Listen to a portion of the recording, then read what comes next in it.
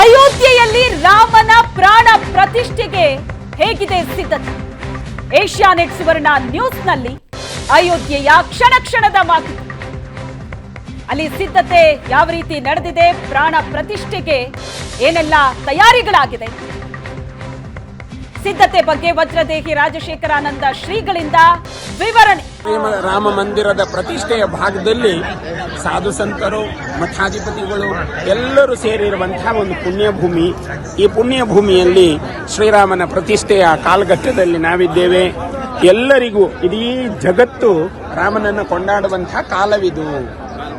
ಇದೇ ಭಾಗದಲ್ಲಿ ಸನ್ಮಾನ್ಯ ಪ್ರಧಾನಮಂತ್ರಿಗಳು ಬರ್ತಾರೆ. ಪ್ರಧಾನಮಂತ್ರಿಗಳು ಬಂದು ಎಲ್ಲ ಸಂತರನ್ನು ಉದ್ದೇಶಿಸಿ ಮಾತು ಹೇಳಲಿಕ್ಕಿದ್ದಾರೆ. ಅಂತಹ ಒಂದು ಪುಣ್ಯ ನಡೆಯುವುದು ದೇಶಕ್ಕೆ ಒಂದು ಸೌಭಾಗ್ಯ. ಇಲ್ಲಿ ಸಾಧು ಸಂತರು, ಮಠಾಧಿಪತಿಗಳು ಎಲ್ಲರೂ ಸೇರಿರುವಂತಹ ಒಂದು ಪುಣ್ಯಭೂಮಿ. ಈ ಪುಣ್ಯಭೂಮಿಯಲ್ಲಿ ಶ್ರೀರಾಮನ ಪ್ರತಿಷ್ಠೆಯ ಕಾಲಘಟ್ಟದಲ್ಲಿ ನಾವಿದ್ದೇವೆ. ಎಲ್ಲರಿಗೂ ಇಡೀ ಜಗತ್ತು ರಾಮನನ್ನು ಕೊಂಡಾಡುವಂತಹ ಕಾಲವಿದು.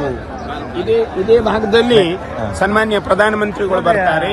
ಪ್ರಧಾನಮಂತ್ರಿಗಳು ಬಂದು ಎಲ್ಲ ಸಂತರನ್ನು ಉದ್ದೇಶಿಸಿ ಮಾತು ಹೇಳಲಿಕ್ಕಿದ್ದಾರೆ. ಅಂತಹ ಒಂದು ಪುಣ್ಯ ನಡೆಯುವುದು ದೇಶಕ್ಕೆ ಒಂದು ಸೌಭಾಗ್ಯ.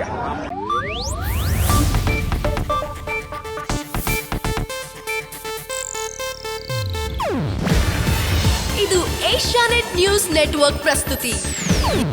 ನೀವು ನೋಡ್ತಿದ್ದೀರಾ ಏಷ್ಯಾನೆಟ್ ಸುವರ್ಣ ನ್ಯೂಸ್.